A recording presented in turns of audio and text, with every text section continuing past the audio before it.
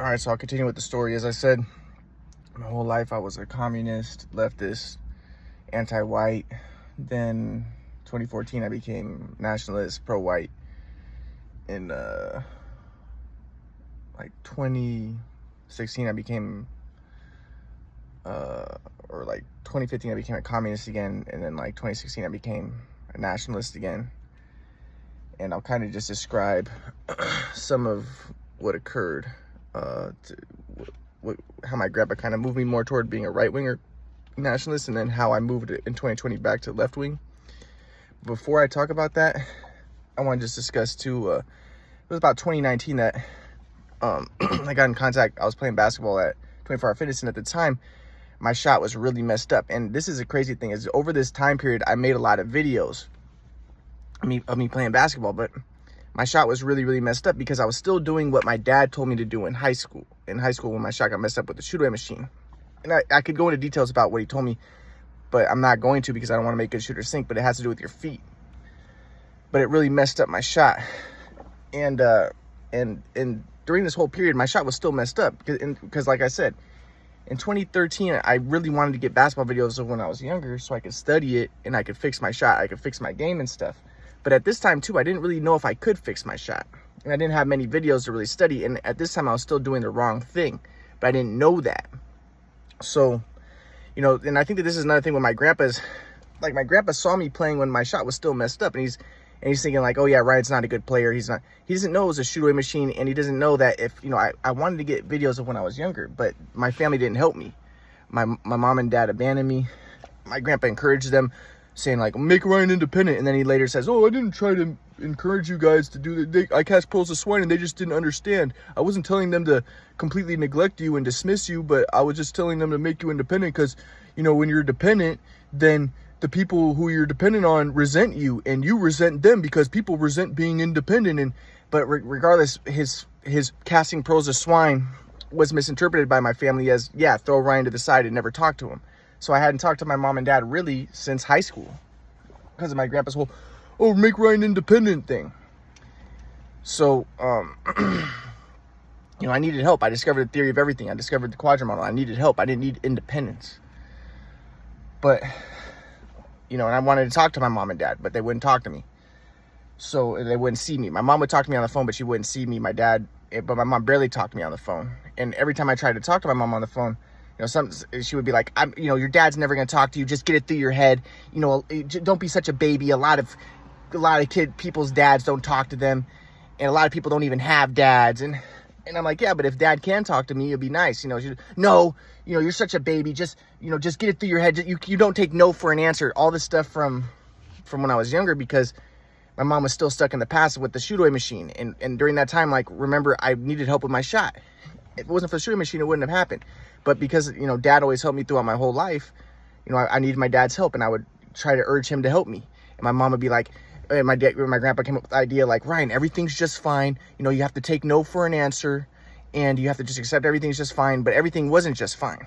You know, it was a shoot away machine and stuff. But, you know, my mom and dad maintained a contempt for me since then. And so that my mom ever since then is like, yeah, you know, all you want is your way. My grandpa would be like, yeah, you can't always get your way. You have to, you know, just accept everything is just fine and take no for an answer. And, you know, just realize that sometimes people make bad calls. Your mom might make bad calls, and you have to learn to accept bad calls. So my mom would be like, yeah, you know, your dad and I will never see you again. You have to learn to accept our calls.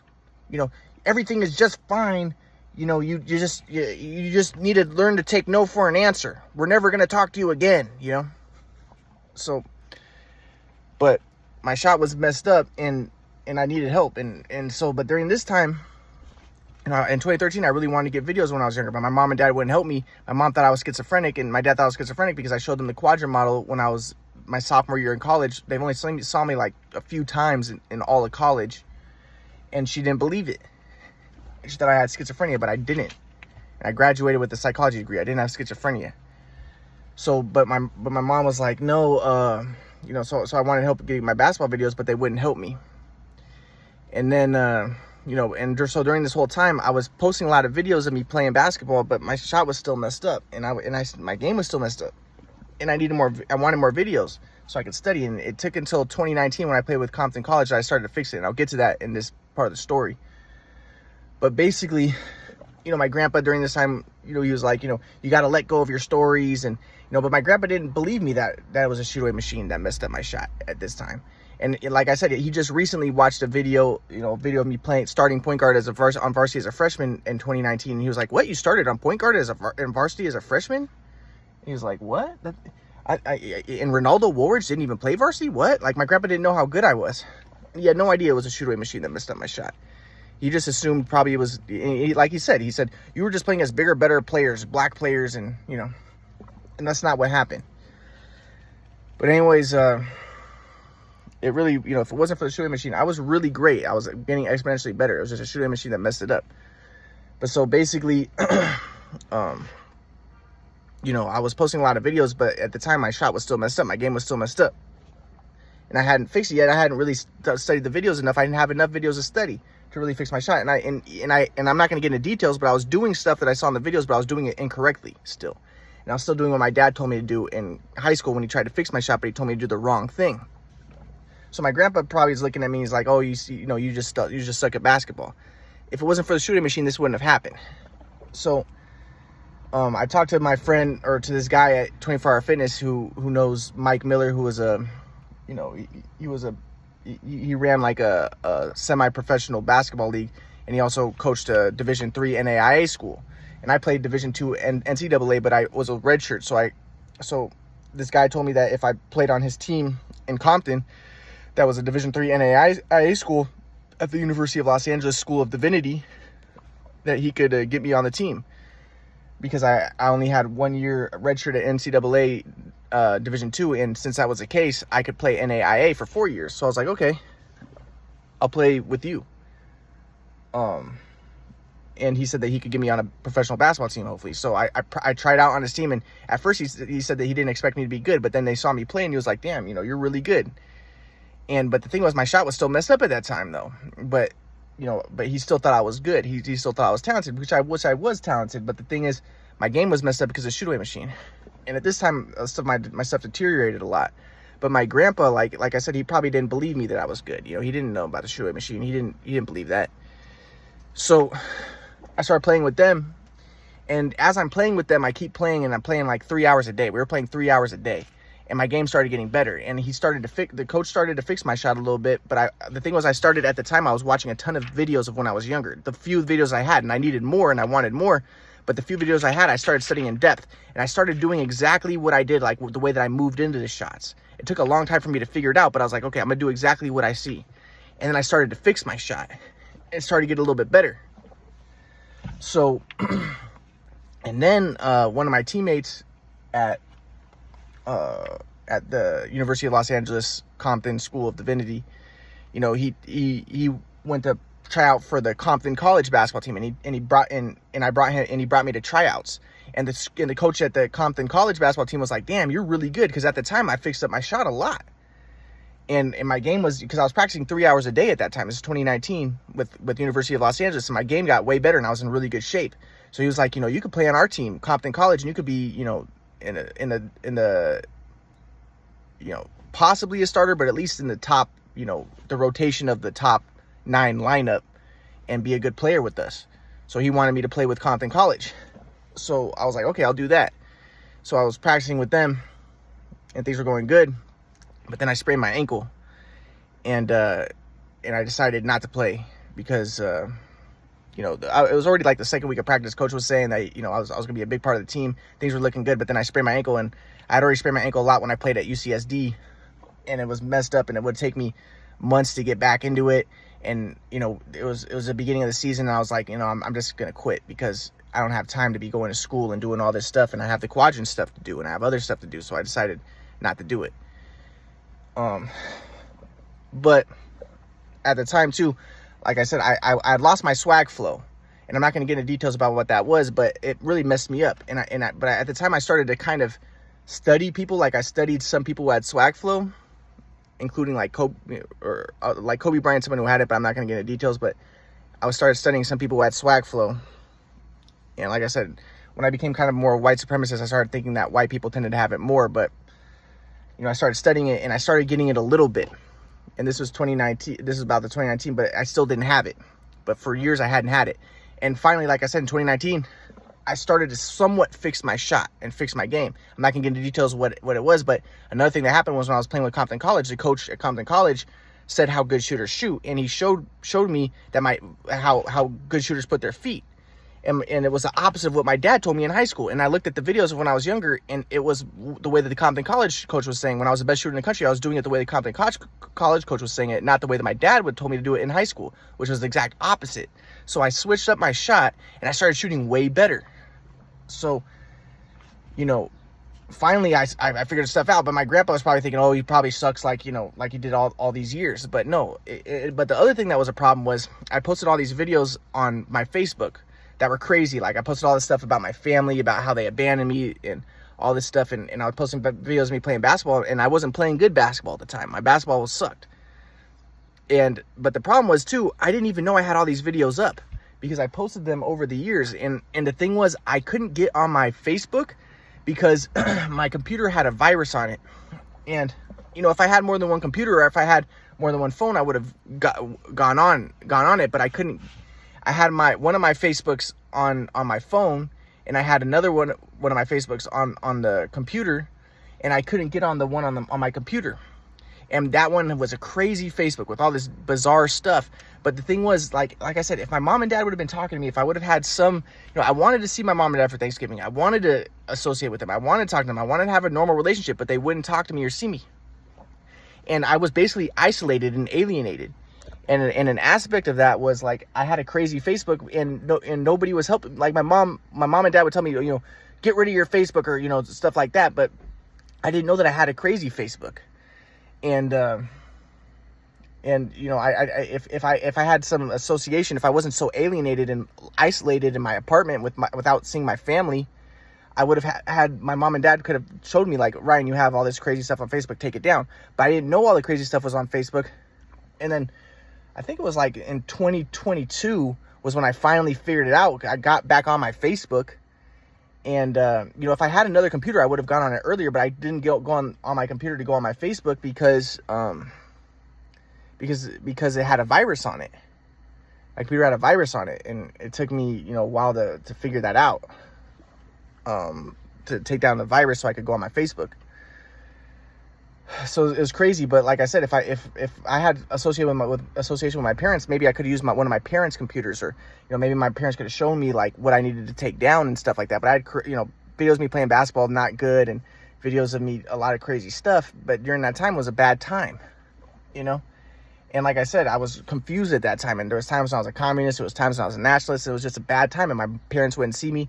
So like I said, I was just isolated and alienated, and so. I had a crazy Facebook, and then finally I went on it, and I didn't, in 22 was when I went on it, and that's when I looked at the videos on the Facebook, because I posted this stuff for over years, but then I clicked on videos, and I saw that people could see all my crazy videos that I posted years ago, but I didn't know that people could see that. I thought that people would have to go through my timeline to see all my crazy videos, and I thought that people wouldn't do that, but I realized people could just click on my videos section and then see all my crazy videos, so I was like, oh shit, that's embarrassing. So then I had to take down all those crazy videos. But the reason I was making those crazy videos is because I was, complaining about my family abandoning me, about the alienation that, that I felt my grandpa caused, and, how my grandpa tried to help and trying to make me independent, but then just had me be alienated. And my grandpa was like, well, I didn't do that. Your mom and dad misinterpreted my teachings. In his idea, he wanted to teach them transpersonal consciousness, but they instead followed impersonal, action-oriented, impersonal consciousness, as opposed to transpersonal, and they didn't understand. He cast pearls of swine. But regardless, like, I was alienated, and like I said, if my mom and dad could have, I was isolated in my apartment. I only had one computer and I only had one phone.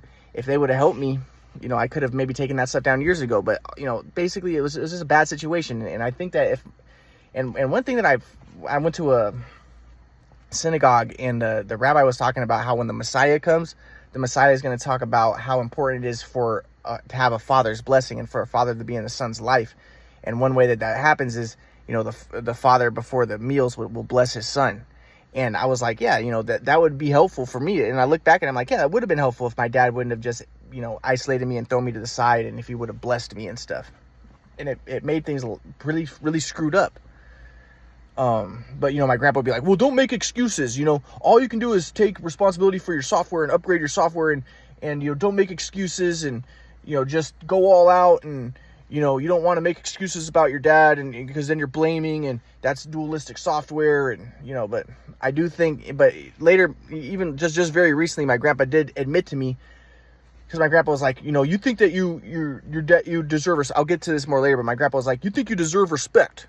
You think you deserve respect, but nobody deserves respect. Because my grandpa would be like, respect is dualistic software, and you wanting respect, that's dualistic, and you still believe that you're a separate self. But my grandpa did admit recently, like, he was like, well, yeah, it is true that, being respected is helpful. It is helpful, and, and it is true that your dad is not respecting you and your mom is not respecting you. That is true, and being respected is helpful. But I'll get more into that in a little bit. How I feel like my grandpa screwed things up, and I'll get more into the story about that. But basically, things were going crazy during all these years because I feel like it's because my family abandoned me and they threw me to the side, and I wanted to talk to my mom and dad, but they wouldn't talk to me or see me. They moved to Texas, and they wouldn't, my dad wouldn't see me. My mom would only talk to me very, very sparsely on the phone, and it was only, she would say, only, I will not talk to you, but only if you have something that you need, then text me. So I never really talked to my mom for years. I never really talked to my dad for years. And they assumed I had schizophrenia, but how could they know that if they hadn't even seen me or talked to me since high school, really? So it's just a freaking horrible, stupid situation. And my grandpa made it worse, and I'm going to get to that. My grandpa, I think, is the one who screwed it up the most from the very beginning. But I'll get more to the story, but in a little bit, I'll get to how, like I said, how I moved from being a right winger again back to being a left winger in 2020. But yeah, this is kind of what occurred. And but like I said, in 2019 I started fixing my shot because I was playing with Compton College. The coach helped me fix my shot. I was watching, because I was playing with them every day, and I wanted to watch, so I watched my videos of when I was younger intensely. The few videos I had, I wanted to get more videos, and I'll get to that in a little bit. That's an interesting part of the story. I'm gonna talk about how I tried to get more videos, but it would have been so helpful. But the few videos I had, I started studying in depth, and I started trying to duplicate exactly what I saw. And that's when I didn't never knew that I could fix my shot, because I thought that it might've been because, I started shooting overhead that my shot got messed up. But it wasn't because I started shooting overhead. It was because of how I was moving into shots with the shoot away machine, and it made me mess up my feet. And then my dad tried to fix my shot, and he told me to put my feet the wrong way. But then, like I said, when I was playing with Compton College, the coach told me to put my feet the right way.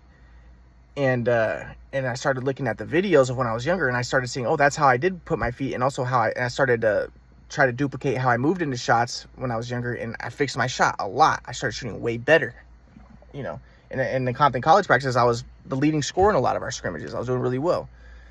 So, but my grandpa wouldn't know that because, like, for years, my grandpa had seen me playing, and I was still shooting bad. So, but it was because, like I said, it wasn't me. It was a shoot away machine, and it messed up my shot, and it took a long time for me to sort of fix it, and I would still want more videos to fix it more, because I could really duplicate what I did when I was unconscious and considered by many the best shooter in the country. But my point is, yeah, 2019, I started fixing my shot, and I'll get more into what happened in 2020 when I went from being a right winger to a left winger, and how my grandpa kind of confused me, and I became more of a left winger again. So I'll get into that in the next talk.